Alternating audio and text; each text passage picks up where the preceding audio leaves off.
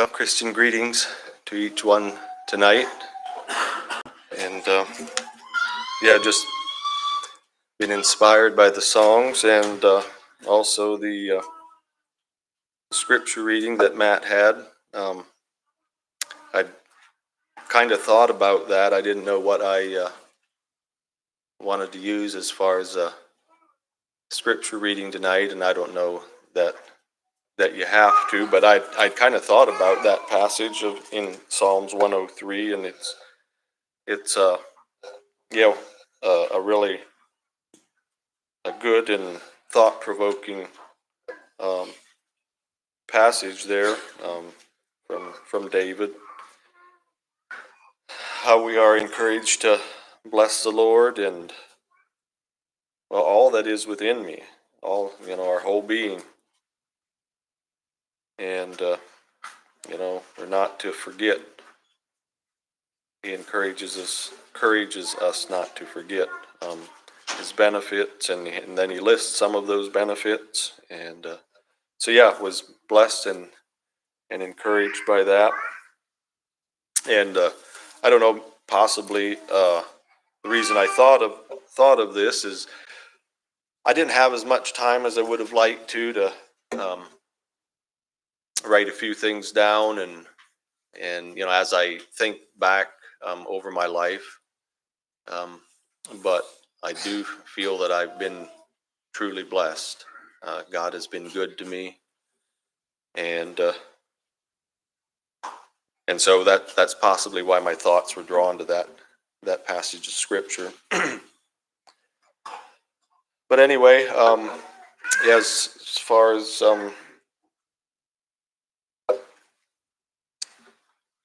my life began in December of 1971, born in Hicksville, Ohio. And just want to say up front, anything that any good that I want God to have the honor and glory for anything good that comes from my life or anything this evening. Without God, it would definitely not be possible. Before I can remember, this is just I don't know, you can call it a fun fact or something that I don't remember this, but my mom used to told me about this a couple different times. But when I was just a baby, they were going over to my grandparents I think it was a winter evening, and with the horse and buggy, and just almost at Grandpa's driveway, a car hit them. I think from the back, doesn't really matter. Anyway, tipped the buggy over, and the lights all went out, the battery disconnected, and nobody was hurt. But you can't really see anything. It was everything was dark. It was after dark, and so Mom finally found me and grabbed me and took me into the house and laid me on the kitchen table there, and opened up the blankets and discovered that she'd been carrying me in upside down. So if you have any time have wondered, some of the if I've been doing something a little goofy, or you've wondered about me, that maybe that's why. I don't know.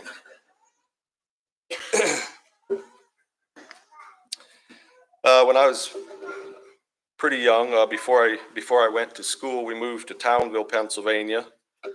My parents were looking for something a little better, different than the way they had grown up. Something a little more spiritual, you might say, I guess. Something with better morals, and that for the youth. Thinking about their family, they wanted something better than what they had been, how they had grown up.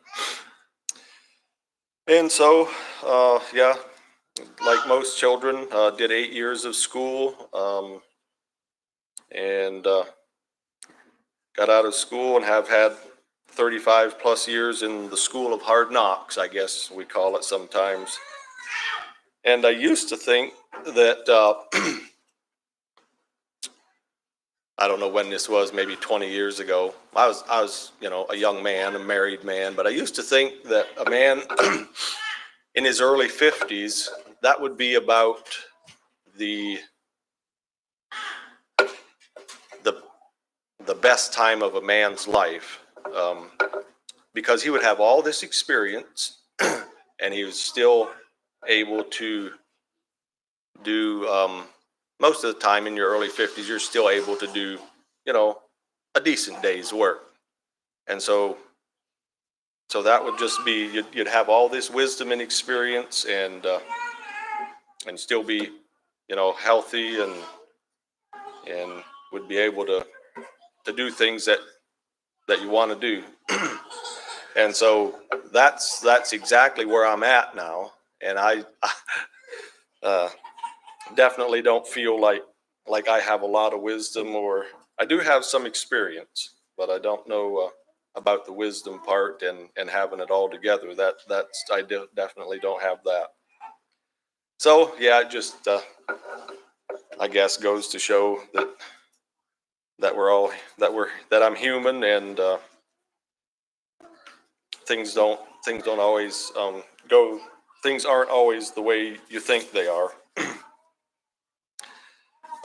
Growing up, I was just average, normal boy. Growing up, going to school, I have two sisters and three brothers. We were a family of six children, and have a lot of good memories of growing up and interacting with my brothers and sisters. I was the oldest, and so I don't know how many of you in here are the oldest in your family, but um, there's pros and cons to everything. So I like being the oldest. I wouldn't have wanted to trade it, but there was also things that I was expected to do because I was the oldest, and that maybe the rest of them, responsibilities and things that kind of fell to the oldest one. And I don't mind that. Yeah, like I said, I was glad to be the oldest in the family. Um, I did grow up in a dysfunctional family. um, I don't want to dwell a lot on that. I don't dwell on it. In every, I don't think of it every day. My growing up life.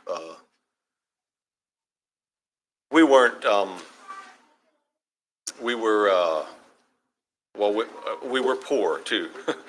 We were dysfunctional, and we were poor, and so we a lot of times we felt looked down on. um, like the poor family in the church, and we were kind of looked down on, and at least we thought we were, or at least I thought we were. And so that, you know that has shaped my life and my thinking, um, like um, like everything in our life does. um, yeah, so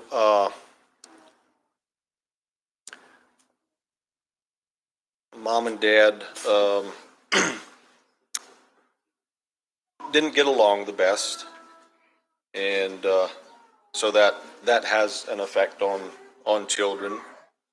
Anyone that's grown up in a home like that knows very well. And also, um, with not with being poor, I don't know how I don't know how everyone else in the church was financially, but I would say we probably were the poorest family in the church. And but really, I didn't think about it that much at the time. I knew we didn't have what some of the other families and children did, but nobody was nobody was really rich back in those days. I wouldn't say, but definitely some were better off than others. And so yeah, growing up, I guess you could say I had to make my own way in life, and and that's not a bad thing. And so, I can, it blesses me to just to look back over my life and see how God has blessed me in a lot of different areas, in all areas of life. Um, Even though, the the way I grew up might not have been the best. What we would think would be the best, for children growing up. Um, we had a dairy farm when I was young, and so I had a lot of responsibility as far as helping helping with chores and everything that goes along with dairy farming. There's always something to do. And my dad was a hard worker. He it, it wasn't because of lack of effort that we were poor. And and my mom was a good mom. Well, I still have my mom, so she is a good mom. My dad has passed on,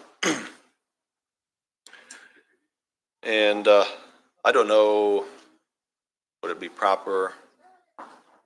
I Like I said, I wish I would have had a little more time to write some of this stuff down, and but there, just want to talk a little bit about forgiveness.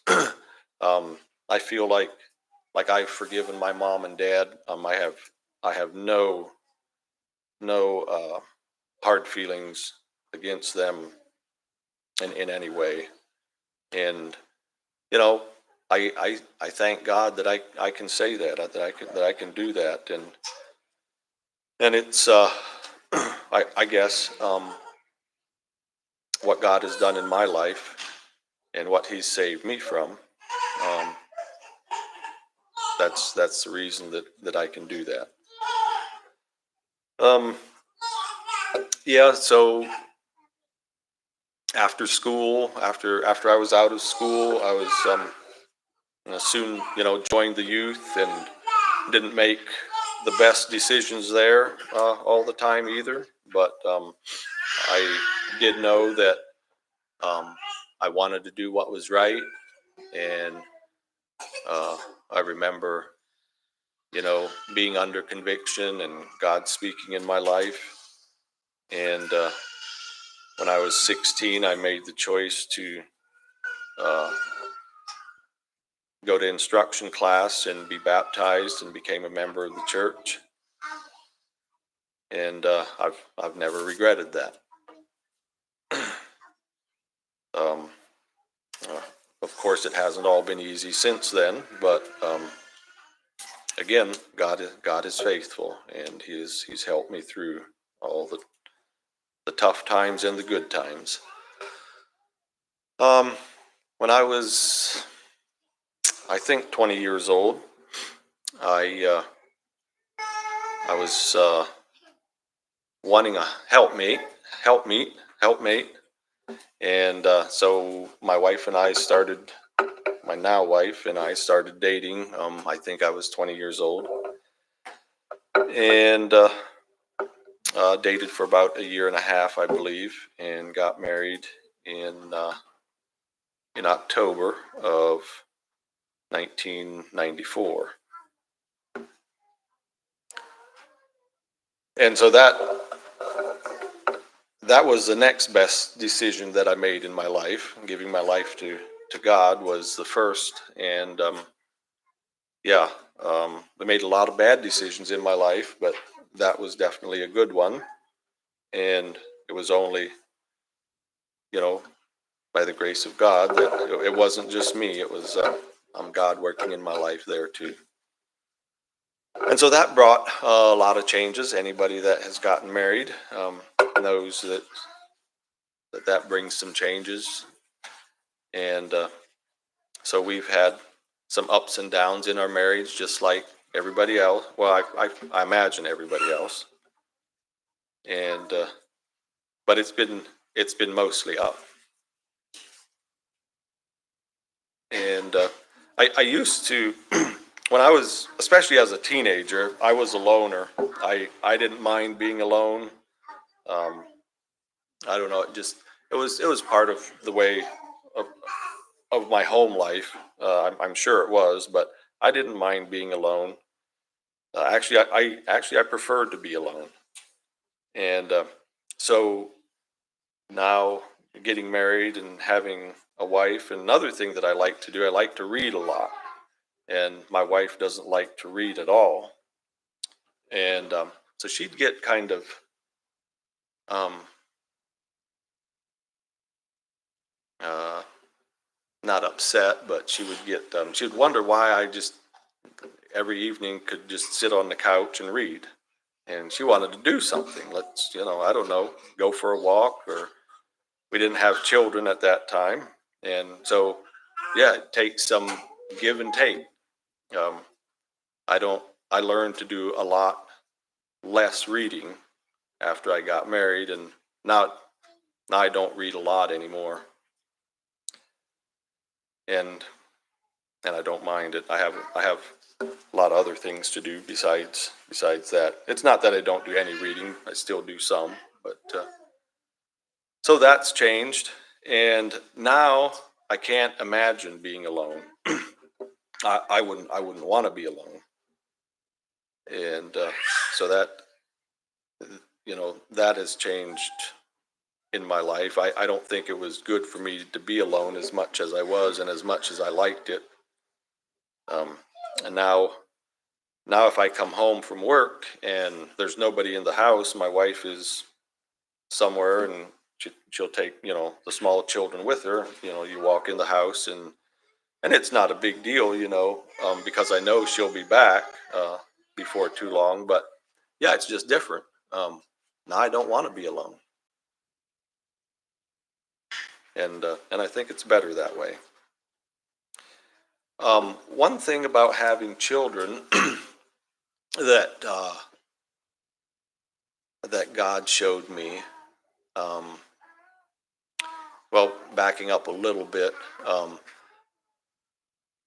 I always thought, I just had this mindset of, if something can go wrong, it'll go wrong for me or for my family.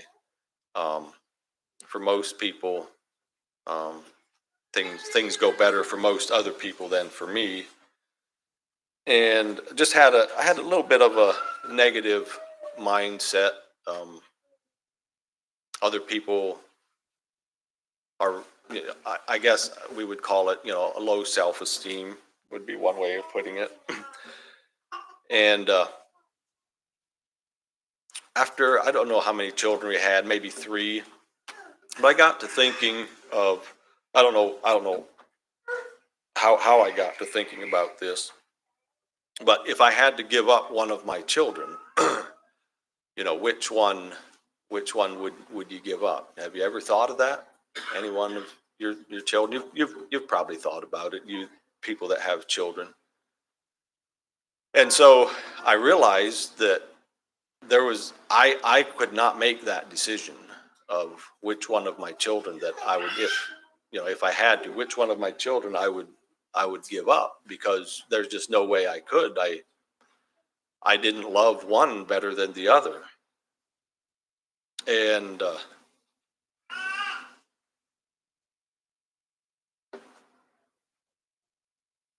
so that's when it hit me. that's the way that God loves me. And that has just been such a blessing to me.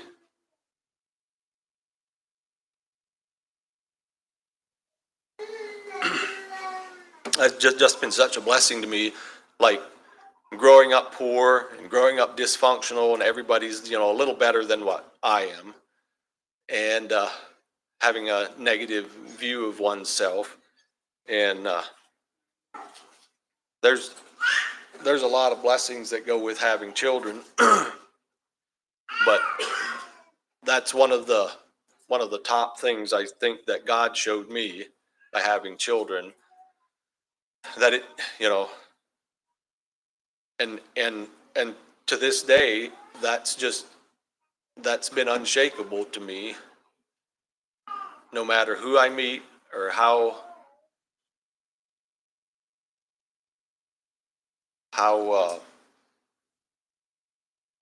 way up here somebody is, or in my that I think is up here and I'm down here. God God doesn't love him any better than he does me. He loves me just the same, and that, I don't know, that's just something that stuck with me, and I just it's really helpful to me, and I realize that God showing me that through having my own children, that he loves me just as much as the next person. It doesn't matter who it is. um, so we then had four biological children, um, three boys and one girl, and we'd always hoped to have another girl for Monica, have a sister for Monica. She could grow up with a sister, but it wasn't to be. And I'm not sure exactly. I'll just share a little bit about our adoption journey, I guess. I'm not sure exactly how it all got started. We did a little bit of caring for prison babies, that moms that were in prison would have someone care for their baby till they got out of prison, and then they would take them back. So we did a few of those, and then we had the last prison baby that we had was his name was Jace, and got him from the hospital, right out of the hospital. He was drug addicted, and my wife spent, well, he was in the hospital for the first month of his life, and my wife spent a lot of those days at the hospital, and brought him home, and he was still going through withdrawal, and so he cried a lot in our home those first couple months.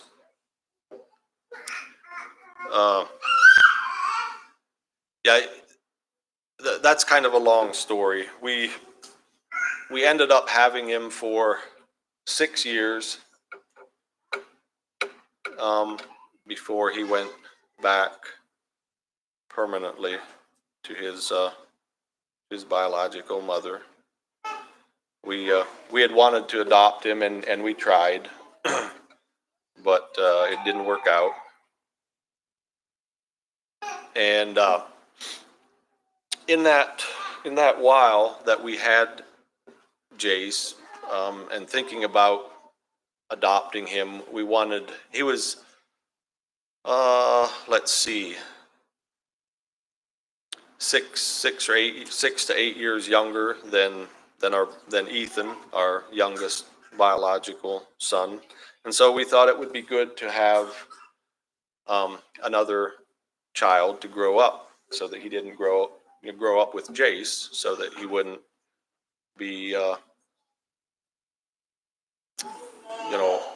alone as much, as someone to grow up, someone closer to his age. And so we started that process while we still had Jace, but he ended up going back before we had before we had adopted another child, but it was already in the works. So that's that's how we got Jackson. We were uh, we were looking to adopt and had signed up with an adoption agency, and one day they called us and said they had this little baby boy that needed a home, and he was also drug addicted, but that didn't bother us too much. We had learned how to care for those kind of children, and the adoption agency knew that, and that was one reason they called us. So so then we had Jackson, and there was even more age difference between him and Ethan. So we knew we had to, we didn't have to, but we wanted to have someone to grow up with Jackson. And so I'm not sure, 2.5, 3 years later, the same adoption agency called us, and they had another little baby that needed a home. And so we said yes, and that's how we have Jamin. And growing up and in my youth and young married, I had read some stories about adopted children, and some of their struggles and stuff, and that just didn't appeal to me to be, a part of that. Probably, I don't know why, but there again, God takes us down these roads that we never dreamt that we'd be on. Now it's a lot of work, and there's a lot of ups and downs, but there's the blessing of that. There's a lot of blessings involved, and I wouldn't change it. Wouldn't change it for anything. But that's how we got into adopting children. The short version. Um, and some people have biological children and adopted children. Some people just have adopted children. But as well, another thing that I used to think of when I was younger, before we had adopted children, before we even thought of adopting, some of you know Alvin Troyers in Conneautville, and so they adopted from China. And one time I was in church in Conneautville, and it was some time after they had adopted, and I asked Alvin how that is and what his thoughts are, and if he feels the same about his adopted child as he does his biological children. He immediately he told me, "Oh yeah," he says, "there's no difference." And that's the way we find it. And so that's what was it was really hard on us as a family when Jace, we couldn't keep Jace. We had him for 6 years, and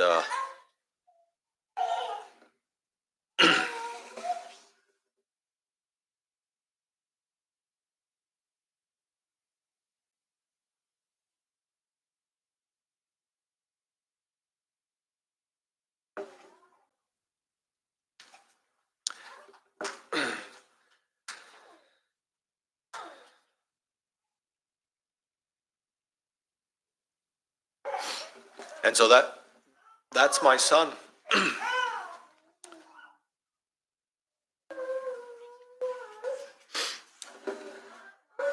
You know, we prayed tonight for families that have just recently lost children in accidents, and that's hard. Those are their biological children, but there was no difference in our hearts.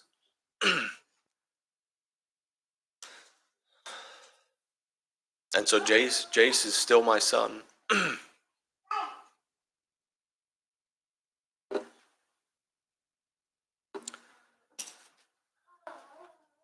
I don't know where he is today.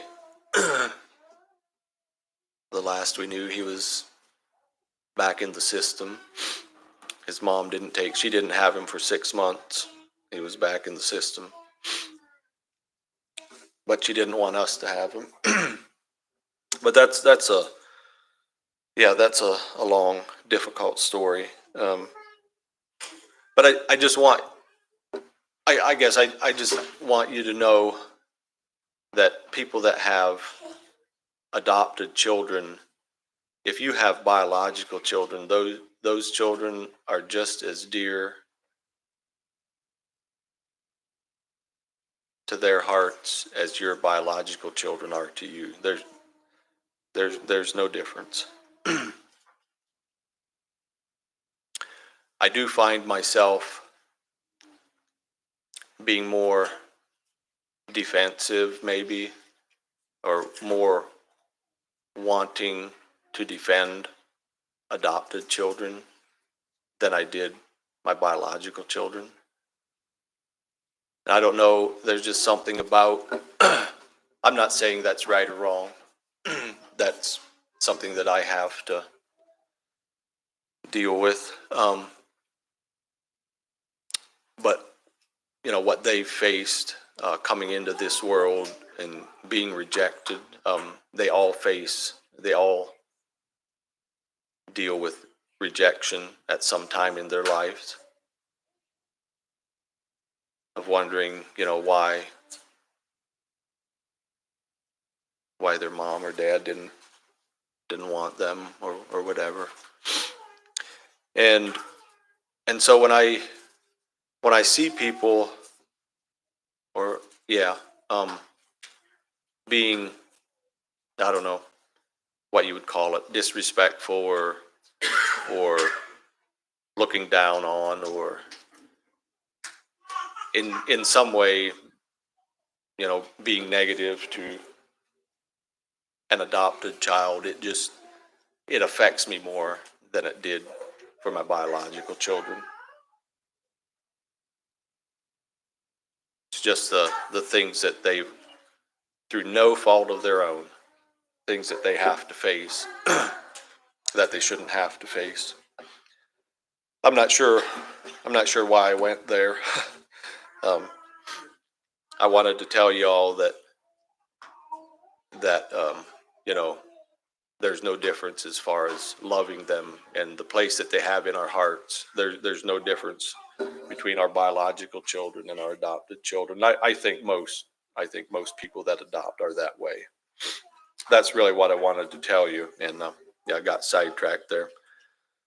I want to thank you all for the interest that you've shown in our adopted children. And I think we look at it somewhat as a mission, something that we can do for the least of these. And I sense in different ways, we don't all have to adopt children, but I like that the church here is for reaching out to those less fortunate in wherever and however that may be. Thank you for that. I'm not sure that I have a lot more to share. Just again, I want to encourage everybody, and that God is faithful. I don't know what He has for us going forward. I've just been in every phase of my life takes us down different paths, and I've been places and been through things that I never, growing up in my youth, that I never dreamed that, you know, that I'd be there. And so we just want to be open to God's leading, whatever He has for us, and try to do that. And yeah, I would encourage each one of you in that. And sometime like now, so I'm 53 years old, and I'm thinking like in 20 years, I'm going to be 73. And, I don't know if I'll have health. I don't know if I might be poor again by then. I don't know. And things go through your mind, But then I look back and I see how faithful that God has been. And I just want to trust Him that whatever in my older years, that God will be there. He'll see us through. That's my encouragement to each one. For those of you that are young, thank you for being here tonight, and just want to encourage all of you,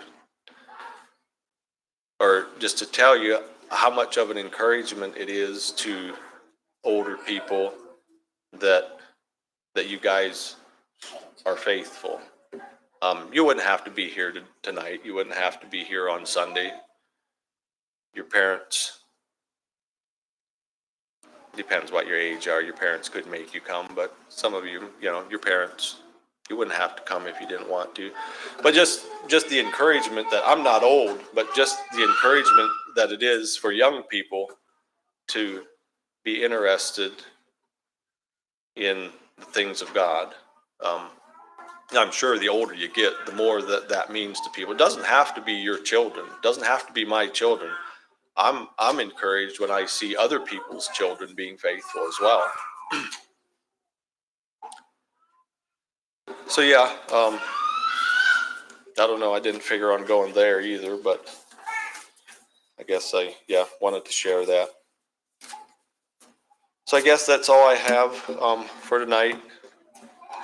Give God the honor and glory. I guess we could stand for a word of prayer. Father in heaven, we come to you tonight at the close of this service and just thank you for your many blessings today. Thank you for watching over us.